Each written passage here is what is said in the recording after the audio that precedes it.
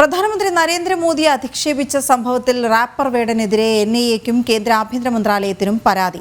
പാലക്കാട് നഗരസഭയിലെ BJP councillor mini കൃഷ്ണകുമാറാണ് പരാതി നൽകിയത്. പ്രധാനമന്ത്രിയെ അധിക്ഷേപിച്ച വേടന്റെ പുറകിൽ മറ്റാരെങ്കിലും ഉണ്ടോ എന്ന് വിശദാന്വേഷണം വേണമെന്ന് പരാതിയിൽ പറയുന്നു. ജനം ടിവി വാർത്തയ്ക്ക് പിന്നാലെയാണ് നടപടി.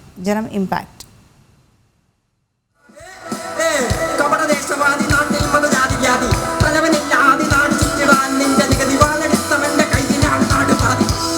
രാജ്യത്തിന്റെ പ്രധാനമന്ത്രി നരേന്ദ്രമോദിയെ കപടദേശവാദിയെന്നും വാളെടുത്തവന്റെ കയ്യിലാണ് രാജ്യമെന്നും ഉൾപ്പെടെ വളരെ മോശമായ രീതിയിൽ അധിക്ഷേപിച്ചുള്ള റാപ്പർ വേടന്റെ പാട്ട് കഴിഞ്ഞ ദിവസമാണ് ജനം ടിവി റിപ്പോർട്ട് ചെയ്തത്.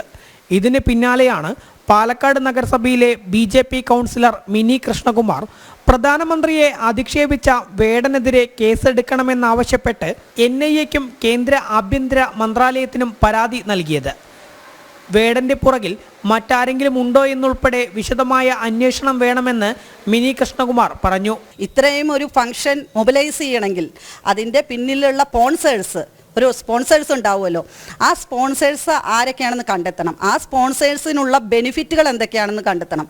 ഇതെല്ലാം കേന്ദ്ര ഏജൻസി അന്വേഷിച്ചോട്ടെ. കേരള പോലീസിൽ പരാതി നൽകിയിട്ടും പ്രയോജനമില്ലെന്ന് അറിയാം എന്നതിനാലാണ് കേന്ദ്ര ഏജൻസിയെ സമീപിച്ചതെന്നും മിനി കൃഷ്ണകുമാർ വ്യക്തമാക്കി. കേരള പോലീസിൽ എന്തിനാണ് പരാതി നൽകേണ്ട ആവശ്യം ഈ വിഷയത്തിൽ? കേരള പോലീസിന് ഇതുമായിട്ട് യാതൊരു ബന്ധവുമില്ല.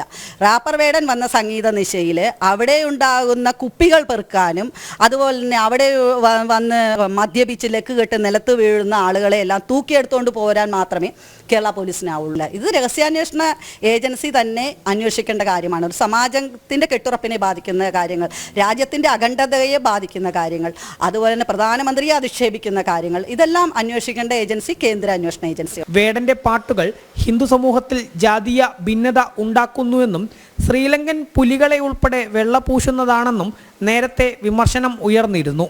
പിന്നാലെയാണ് രാജ്യത്തിന്റെ പ്രധാനമന്ത്രിയെ തന്നെ അധിക്ഷേപിച്ചുള്ള പാട്ട് 5 വർഷം മുൻപ് യൂട്യൂബിൽ അപ്ലോഡ് ചെയ്തത് സംബന്ധിച്ച വാർത്ത ജനം ടിവി റിപ്പോർട്ട് ചെയ്തത്. ഇതുവരെയും വീഡിയോ യൂട്യൂബിൽ നിന്നും റിമൂവ് ചെയ്തിട്ടില്ല. മാത്രമല്ല പ്രധാനമന്ത്രിയെ അധിക്ഷേപിച്ചിട്ടും കേരള പോലീസ് കേസും എടുത്തിട്ടില്ല. PR മനൂപിനൊപ്പം അരുൺ ആലത്തൂർ, ജനം, പാലക്കാട്.